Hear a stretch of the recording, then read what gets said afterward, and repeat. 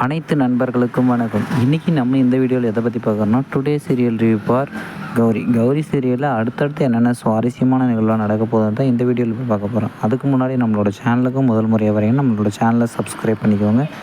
கூடவே பெல் ஐக்கனை கிளிக் பண்ணிக்கோங்க. இந்த வீடியோ பிடிச்சிருந்தால் லைக் பண்ணுங்கள், இந்த வீடியோ பிடிக்கலனா டிஸ்லைக் பண்ணுங்கள். வாங்க ஃப்ரெண்ட்ஸ், வீடியோக்குள்ளே போகலாம்.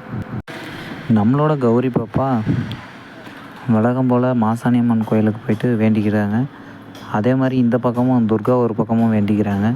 கௌரி பாப்பாவும் விளக்கேற்றி மாசாணி அம்மன்கிட்ட துர்கா நல்லா இருக்கணும்னு சொல்லிட்டு, துர்கா அசோக்கோட நல்லா வாழணும்னு சொல்லிட்டு வேண்டிக்கிறாங்க. அந்த பக்கம் துர்கா அங்கே இருக்கிற அம்மன் கோயிலுக்கு போயிட்டு அவங்களும் விளக்கு போட்டு வேண்டிக்கிறாங்க. நான் அசோக்கிட்டேருந்து நான் விலகி போகணும், சென்னையா நல்லா இருக்கணும், இதை நீ தான் நிறைவேற்றி கொடுக்கணும் அப்படின்னு சொல்லிட்டு அம்மன் கூட சண்டை போட்டுட்ருக்குறாங்க. இது ஒரு பக்கம் இப்படி இருந்தாலுமே இந்த வீணாவும் அவங்க மாமியாரும் அடுத்து என்ன பண்ணி துர்காவையும் அசோக்கையும் பிரிக்கிறதுன்னு பிளான் பண்ணிட்டுருக்குறாங்க. இப்போ அம்மன் யார் பக்கம் தீர்ப்பு சொல்ல போகுதுன்னு தெரியல. துர்காவோட வேண்டுதல் நிறைவேற்றுமா இல்லை கௌரி பாப்பாவோட வேண்டுதல் நிறைவேற்றுமான்னு ஒன்றும் ட்விஸ்ட்டாகவே இருக்குங்க. இதில் யார்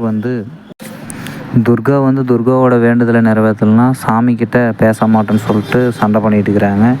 கௌரி பாப்பாவும் மாசாணி அம்மன் கிட்ட வேண்டும் போது, துர்காவை நல்லா வாழ வைக்கலைன்னா நானும் உங்கள்கிட்ட பேச மாட்டேன்னு சொல்லிட்டு சண்டை பண்ணிட்டுருக்குறாங்க. ஓகே ஃப்ரெண்ட்ஸ், உங்களுக்கு கௌரி பாப்பாவை பிடிக்குன்னா மறக்காமல் இந்த வீடியோவுக்கு ஒரு லைக் போடுங்க. துர்காவை பிடிக்கணுன்னா கூடவே கமெண்ட் பண்ணுங்கள்.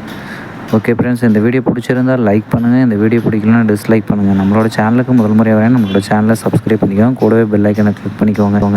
தேங்க்யூ ஃபார் வாட்சிங் ஃப்ரெண்ட்ஸ்.